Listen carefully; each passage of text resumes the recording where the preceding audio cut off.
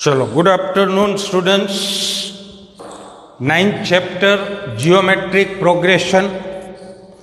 तो arithmetic progression तमे स्टाન્ડર્ડ 10th में भण्या छे, बराबर है। हवे 11th में આપણે એ જોવાનું છે કે વોટ ઇઝ जियोमेट्रिक प्रोग्रेशन। जो एरिथमेटिक प्रोग्रेशन केने कहेवाय तो कि when the difference between two consecutive term of a series is same तो it is called arithmetic progression.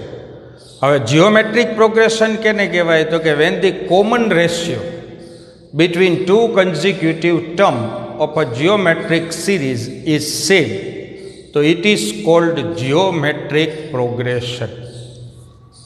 तो लेट अस कंसीडर, जो आपने एक सीक्वेंस आपी 2, 4, 8, 16। Let us consider 3125, 625, 125, 25। तो आ बधा जियोमेट्रिक प्रोग्रेशन ना इलस्ट्रेशन है। If a and r are two non-zero real number, a is the first term, r is the common ratio between two consecutive terms in a series, then it is called geometric progression.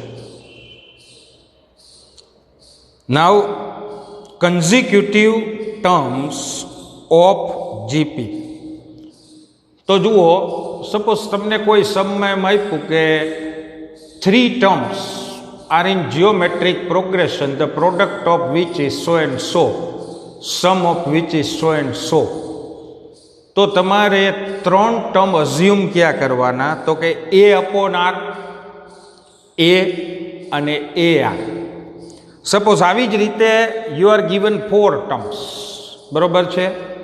तो a upon r cube, a upon r, ar અને ar cube 5 terms आपे तो a upon r square, a upon r, a ar અને ar square.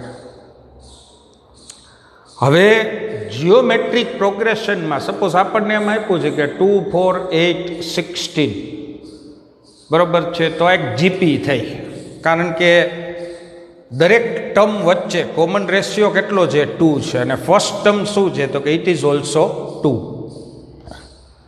हवे now for example आपने M कहे छे के फाइंड आउट 25th टर्म।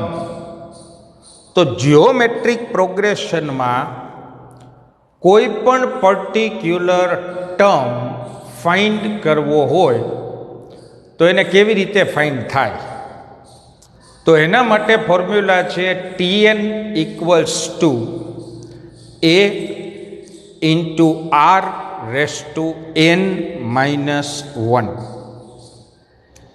बराबर है। अने सीक्वेंस नो टोटल आपणे सपोज फाइंड करवो छे, बराबर है। तो it is called Sn।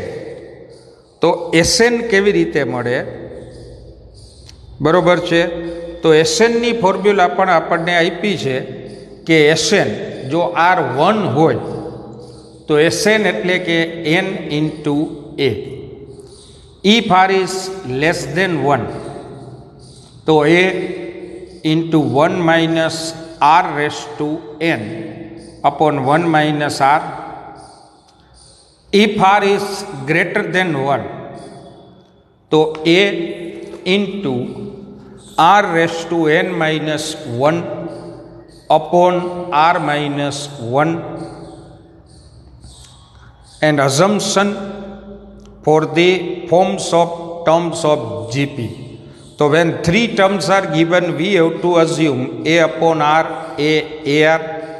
4 terms हो એટલે a upon r cube, a upon r, ar અને ar क्यूब। અને 5 terms हो એટલે a upon r square, a upon r, a ar ને ar स्क्वेर, बराबर है। तो these way we have to assume we can find out the GP for any given series. Chalo, thank you.